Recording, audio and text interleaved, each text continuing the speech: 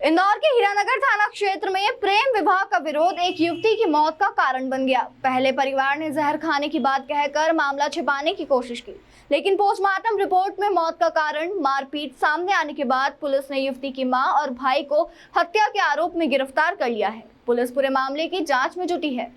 दरअसल इंदौर के हीरानगर थाना क्षेत्र में रहने वाली ज्योति अग्रवाल की संदिग्ध परिस्थितियों में मौत के मामले में बड़ा खुलासा हुआ है।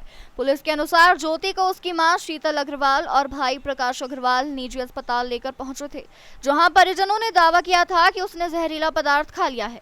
संदेह होने पर पुलिस ने शव का पोस्टमार्टम कराया, जिसकी रिपोर्ट में स्पष्ट हुआ कि युवती की मौत मारपीट के दौरान लगी गंभीर चोटों के कारण हुई, जिसमें मृतका के परिजनों से पूछताछ में सामने आया कि ज्योति एक युवक मयंक से प्रेम करती थी और उससे शादी करना चाहती थी। परिवार इस रिश्ते का लगातार विरोध कर रहा था। 2 अप्रैल को ज्योति के मयंक से मिलने जाने की जानकारी मिलने पर मां और भाई ने उसकी बेरहमी से पिटाई कर दी, जिससे वह गंभीर रूप से घायल होकर बेसुध हो गई।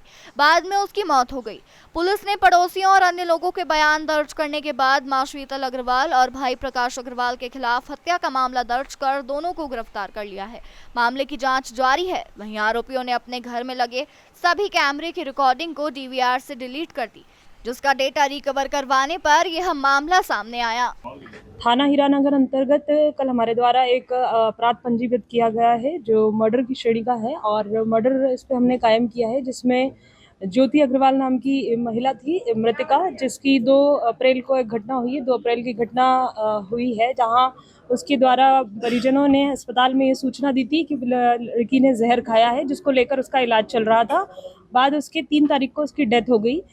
थाने से हॉस्पिटल से प्राप्त सूचना अनुसार हमारे द्वारा इसमें जांच जारी की गई। जांच के आधार पर घटनास्थल का निरीक्षण किया गया, एफएसएल टीम्स का निरीक्षण किया गया, वरिष्ठ अधिकारियों का भी इसमें निरीक्षण हुआ। सभी चीज़ों को जब हम देखते हैं और बाकी पूरी जांच की गई, विभिन्न प्रकार के इसमें बयान हमारे पास आए हैं, इसकी माता के, पिता के, भाई के और अन्य पड़ोसी साक्षियों के हमारे द्वारा कथन लिए गए। बाद कथन के इस निष्कर्ष पे पहुंचे गए कि जिन कथनों को माता और भाई के द्वारा बताया गया था, वो कहीं ना कहीं उनमें कुछ कॉन्फ्लिक्ट्स आ रहा था, जिसको लेकर हमारे द्वारा गहन जांच की गई। बाद जब पोस्टमार्टम रिपोर्ट आती है, उसमें कॉज ऑफ डेथ पॉइजनिंग ना होकर हेड इंजरी रहा, जिस पर हमारी जांच और सघन हुई और हमारे द्वारा फिर घटनास्थल का निरीक्षण वरिष्ठ अधिकारियों के निर्देशन में किया गया, जिस पर से वहाँ जो पूरा घर था उसमें कैमरास लगे थे, जिसकी डीवीआर पूरी हमें खाली मिली गई। जो हमारे संदेह हमें जिस पर संदेह हुआ कि कहीं ना कहीं कोई ऐसी घटना यहाँ हुई है जिसको छुपाया जा रहा है,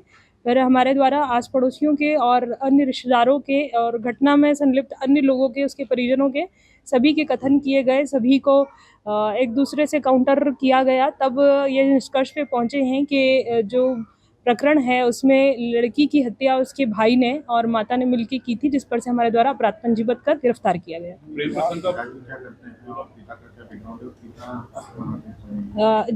जैसा कि अभी हमारे जांच में आया है कि पिता उस समय घटनास्थल पर नहीं थे, वो अपने कार्य पर, अपनी दुकान पर थे। पिता इसमें हींग का कारोबार करते हैं।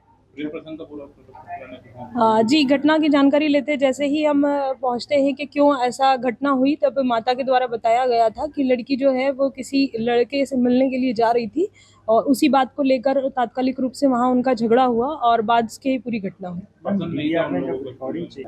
नहीं, डीवीआर ये हमारा सिर्फ एक आपको पुलिस सेंस था कि जहां पुलिस ने विवेचना का बहुत अच्छा करते हुए और इस पॉइंट को निकाला है। डीवीआर का डाटा तो रिकवर नहीं हो पाया, किंतु जिस तरह से डीवीआर खाली मिला और पूरा साफ डीवीआर हमको वहाँ पर मिला था, जो अमूमन हम किसी डीवीआर पर जाते हैं तो हमें धूल भरा डीवीआर मिलता है, जहाँ से हमको संदेह हुआ और फिर आस पड़ोसियों के अन्य साक्षियों को हमने इसमें शामिल करते हुए घटना को लिंक किया है और उसको जोड़ा है। पिता को जैसा माता और जैसा भाई के द्वारा बताया गया था, वही घटना पिता ने बताई, अपने कथनों में बताई कि मेरी पत्नी ने मुझे ये बताया, मेरे बेटे ने मुझे ये बताया। तो इस प्रकार के कथनों से संभवतः पिता को पूरी घटना ज्ञात नहीं है।